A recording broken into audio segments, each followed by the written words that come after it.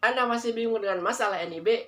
Di video kali ini akan dikupas semua tentang masalah NIB, termasuk bagaimana jika Anda sudah mendapatkan NIB tetapi di webnya Badan POM itu tidak terdeteksi sama sekali. Kalau misalkan kita menggunakan jasa orang lain untuk menyelesaikan masalah tersebut, itu berbayar dan bayarannya sangat lumayan. Tapi di video kali ini yang penting ikutin dari awal sampai akhir, maka Anda sudah tidak perlu lagi menggunakan jasa orang lain untuk mengurus masalah NIB usaha Anda. Saksikan terus. Oke, jadi sekarang saya tunjukin nih di bagian permohonan di sini. Ini ada non perseorangan, ada perseorangan dan lain-lainnya ke bawah. Sebetulnya isinya sama ya. Kalau disorot ke sini isinya sama. Cuma saya coba highlight yang bagian perizinan usaha ini ya. Kalau NIB tadi udah. Nah, sekarang kalau kita klik izin usaha yang di sini, itu nanti munculnya kayak begini di sini nih. Jadi ada data proyek, data lokasi, izin lingkungan, IMB, kalau sudah ada IMB, izin usaha, ya, sampai nanti selesai, ya nanti akan ada apa istilahnya suratnya, surat izin usahanya gitu ya. Nanti dikirim langsung, itu nggak perlu nunggu waktu lama, pokoknya selesai semua ngisi di sini, itu nanti keluar langsung di sini hasilnya. Nah ini diisi di sini semua nih. Ya, jenis kegiatannya apa, kemudian apakah NPWP-nya beda, namanya apa. Nah, ini list KBLI-nya, ya kelompok usahanya apa, diisi semua. Ya, misalkan ini saya yang udah pernah saya isi nih, ya, untuk satu perusahaan tertentu. Ya, ada kosmetik, kemudian dan lain-lain di sini. Ada di situ semua ya, tinggal dipilih. Nah, ini KBLI-nya. Oke, saya coba jelaskan ini list KBLI ini sesuai dengan yang ada di akta ya. Di akta perusahaan ketika kita datang ke notaris ya. Kita ngajuin KBLI, KBLI itu klasifikasi baku lapangan usaha kalau nggak salah ya. Kepanjangan dari KBLI itu. Jadi kalau yang ada di sini itu harus ada juga di akta ya, terintegrasi. Jadi akta itu nanti diupload oleh notarisnya ke sistem Kemenkumham, kurang lebih seperti itu, nanti semua terintegrasi di OSS ini. Nanti akan ketahuan, kita tinggal pilih mana. Yang di akta ada yang 20232 misalkan ya, itu nanti tinggal dipilih lagi di sini untuk diklasifikasikan lagi sama kita di sini. Oke, kalau misalkan ini udah semua, nanti akan keluar formnya kurang lebih seperti ini hasilnya kalau yang ini udah diisi semua ya. Oke. Nah, ini izin usaha coba ya. Oke, kita pilih satu. Ini ini cetak izin usaha. Nah, izin usahanya ada IUI, ada SIUP-nya, ada izin usaha pialang berjangka. Ini tergantung dari kita nanti yang milik KBLI itu. Jadi si OSS ini sudah apa istilahnya ya, mengkategorikan gitu. Jadi klasifikasi usaha Anda itu butuhnya izin apa aja, misalkan cuma butuh IUI aja, cuma butuh SIUP aja, atau cuma butuh izin usaha pialang berjangka, atau ternyata butuh semua, bisa jadi gitu ya, kayak gitu. Ini saya coba klik satu ya, kita cetak di sini, kita lihat hasilnya seperti apa.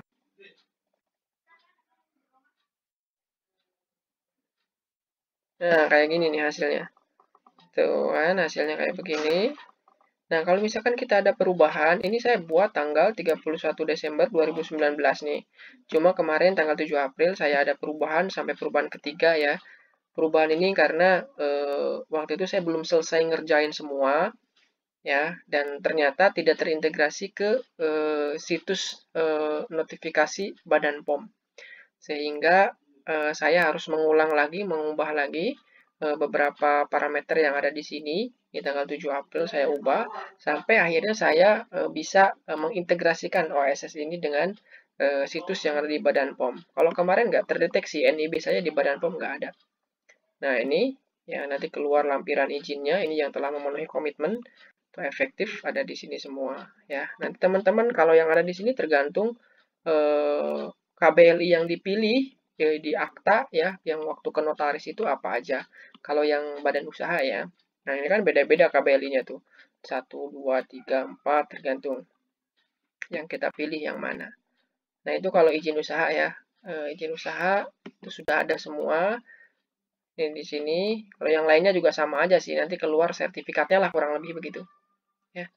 Terus setelah izin usaha, tahap yang terakhir itu adalah ini nih, izin komersial. Ya, saya coba ini izin komersial juga tergantung KBLI-nya yang mana ya. Ini juga harus ngisi nih. Ya, ini juga harus ngisi, ini harus diisi semua dan lain-lain dan lain-lainnya. Itu diisi sama teman-teman semua. Ya. Sini sampai kita nanti dapat hasil yang kurang lebih sertifikatnya. Nah, seperti ini nih. Saya coba ya. 47225, saya coba cek. Nah, ini izin komersialnya seperti apa.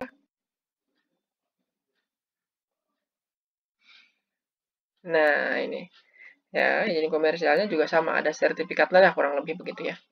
Ini langsung kok. Ini nggak perlu nunggu lama, jadi teman-teman semua bisa ngisi juga. Ya. Nah, ini komitmen izin komersial atau operasional yang harus diperoleh oleh pelaku adalah izin edar kosmetika. Nah, kalau ini sudah ada, ini sebetulnya langsung terintegrasi sama webnya BPOM gitu ya. Jadi artinya dari OSS ini kita sudah mengirim sinyal ke webnya sistemnya BPOM bahwa kita butuh izin edar. Nanti baru di sana akan bisa diproses ya. Karena NIB kita sudah terdeteksi kalau sudah ada izin komersial ini. Kalau belum ada izin komersial, ya hati-hati nanti di situsnya Badan POM NIB kita nggak ada meskipun sudah di OSS sudah ada tapi di Badan POM itu belum ada ya karena kita belum terkoneksi apa yang dibutuhkan oleh kita dari Badan POM gitu kan. Tapi kalau sudah ada izin komersial ini artinya kita memberikan sinyal ke Badan POM bahwa kita membutuhkan izin edar tersebut ya. Ini kurang lebih kayak gini lah ya. Ini juga sama semuanya ada. Izin komersialnya beda-beda ya, tergantung KBLI per KBLI ya, klasifikasi baku lapangan usaha. Nah, ini ada di sini ada tombol perubahan juga di sini. Jadi kalau misalkan kita ngisi pertama di sini nih udah dapat NIB-nya dan lain-lain sampai izin komersial, ternyata di pertengahan kok perasaan ada yang salah deh gitu kan. Ini ada ya mekanisme untuk merubah apa yang sudah kita bikin ya. Di sini ada sama juga. Di sini apa yang ingin diubah apa ya. Bahkan NIB-nya pun mungkin bisa direvisi tapi nomornya nggak bakalan berubah kalau NIB ya, tetap sama. Izin usaha, izin komersial, ya kalau misalkan yang ininya belum selesai, misalkan ini di sini, itu masih bisa kita ubah. Itu. Bahkan di sini ada pencabutan izin. Ya, nih likuidasi, misalkan kita perusahaannya bangkrut nih, ya udah pada bubar nih, foundernya semua bubar. Ini bisa dicabut izin usaha kita lewat OSS. Ya, secara total keseluruhan ya. Jadi artinya sistem ini akan mendeteksi bahwa perusahaan yang Anda pimpin atau yang sedang berlangsung itu sudah akan dilikuidasi, bubar aja sudah selesai semua. Ini kalau non likuidasi setahu saya ini masih parsial gitu. Izin usahanya misalkan yang awalnya saya punya izin usaha untuk jualan alat berat misalkan, tapi sekarang aduh ini udah berat banget nih di situasi yang wabah seperti ini, saya udah nggak bisa jualan alat berat, itu dihapus aja deh. Ini bisa di sini ya. Kayak gitu non likuidasi. Kalau likuidasi itu semuanya dihapus ya. Oke. Oke, nah ini flashback lagi, jadi ada kurang lebih ada 4 tahapan ya untuk bisa mendapatkan izin ya melalui OSS ini. Yang pertama NIB-nya tentu, ya NIB ini banyak sekali. Kalau misalkan yang belum tahu dari awal NIB itu apa, ya itu bisa dilihat video-video saya yang sebelumnya tentang NIB. Ya, kemudian komitmen, izin usaha, dan izin operasional yang sudah saya sampaikan tadi juga. Ya, sebetulnya teman-teman sampai izin usaha pun itu sudah bisa ya, sampai izin usaha pun sudah bisa tergantung. Nanti kalau misalkan mau terintegrasi lagi untuk dapat izin komersial ya artinya harus mengisi yang ada di sebelah sini. Sampai ini pun sudah bisa. Nah, beberapa notaris merekomendasikan Pak kalau misalkan Bapak memang hanya butuh sampai izin usaha ya udah isi sampai sini aja. Itu kan nggak usah sampai selesai. Ya, kalau misalkan seperti saya kemarin saya membutuhkan izin dari BPOM untuk bisa mendapatkan notifikasi badan usahanya, artinya saya harus sampai sini. Ya, sekarang saya coba cek ya, NIB saya yang tadi mana ya? Oke ya. Kemudian tinggal copy paste saja di sini NIB-nya yang tadi. Oke, kita enter. Nah, ini langsung masuk di sini ya. Jadi tinggal masukin username-nya, password, dan lain-lain ya. Ini sudah langsung terdeteksi. Sekarang bagaimana kalau misalkan kita itu ya sudah punya NIB tapi belum sampai mengisi sampai tuntas ya. Kita coba cek yang ini. Saya punya ininya ya. Nah, ini saya coba cek. Ini saya bantu teman ya. Untuk ini NIB. Nanti saya coba delegasikan ke yang lain juga. Sudah bisa. Jadi NIB yang kita punya itu, misalkan kita ngerjain itu langsung bisa didelegasikan ke orang lain. Jadi udah kita nggak perlu kita lagi yang ngurus gitu. Nah, ini saya coba cek ya. Ini yang beda perusahaan tadi ya. Saya coba enter. Nah, ini kan NIB tidak terdaftar dia. Tuh kan? Beda sama yang tadi. Yang tadi kita langsung ada tampilan yang di sini tadi ya, ada tampilan ya yang bisa login itu. Tapi kalau misalkan kita ngisinya belum selesai, kita punya NIB tapi situs badan POM webnya itu tidak bisa mendeteksi, itu kan NIB tidak terdaftar katanya. Ya, salahnya di mana? Salahnya bukan salah sebetulnya. Jadi kerjaan kita belum selesai, belum rampung sampai akhir. Gitu. Kalau udah rampung sampai akhir, ini akan terdeteksi juga di sini. Gitu kurang lebih ya. Nah, nanti ini diisi profilnya seperti apa ya.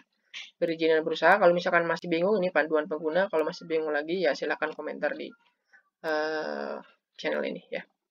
Khususnya di video ini. Itu aja sih mungkin ya. Jadi ini adalah untuk bisa supaya teman-teman izin usahanya bisa terintegrasi dengan Badan POM ya. Jadi ini bisa dicek di sini form pendaftaran notif kos online. Kalau misalkan tadi belum selesai, saya ulangi lagi bahwa kalau misalkan belum selesai di OSS-nya, belum sampai ke izin komersial yang di sini, itu di sini tidak akan terdeteksi. Ya, jadi harus selesai dulu semua. Kalau misalkan masih bingung, sebetulnya bisa diotak-atik santai aja karena nanti bisa ada perubahan ya. Perubahannya di mana? Perubahannya di sini. Ini banyak banget sini perubahan tuh. Ya. Yang mau berubah apa? Kecuali legalitas ya. Legalitas ini nggak bisa diubah nih kalau nggak salah. Ya. Karena itu kan sudah ada dari akta notarisnya. Kalau misalkan mau merubah legalitas harus diubah dulu ke notaris ya. Oke, itu kalau misalkan yang non perseorangan. Perseorangan sama aja ya. Perseorangan sama aja. Ini ada perizinan berusaha ya. Nah, lain-lain isinya sama aja. Itu sama aja. Nah, misalkan kita coba buka. Oke. Dokumen legalnya dulu ya. Harus dari awal dulu ngisinya ya. Harus dari dokumen legal. Nah, ini nama perusahaannya apa di sini karena saya tidak daftar yang pribadi ya. Itu jadi saya nggak ada di sini. Kalau tadi kan saya ada. Oke, itu aja. Terima kasih. Mudah-mudahan ini bisa bermanfaat bagi teman-teman semua. Ya. Karena ini sangat sensitif ya NIB ini. Dan teman-teman memang harus sudah mulai memahami ini ya. Saya rasa tidak perlu. Ini adalah kuliah singkat ya. Jadi teman-teman nggak perlu sewa jasa orang untuk bisa bikin NIB ya. Bayarnya itu saya tahu bayarnya itu bisa 3,5 juta gitu ya. Mungkin untuk beberapa klasifikasi aja gitu kan. Kalau misalkan lebih rumit lagi, lebih banyak lagi, mungkin bisa lebih mahal lagi bayarannya. Tapi melalui video ini, ya saya harapkan teman-teman semua udah bisa gitu ya. Oke, terima kasih. Jangan lupa like, share, dan juga subscribe. Oke, terakhir selalu gunakan masker kain seperti ini ya jika Anda mau keluar rumah. Tapi sebaiknya tetap di rumah saja ya sebagai wujud kontribusi kita untuk mencegah transmisi atau penyebaran virus corona ya COVID-19.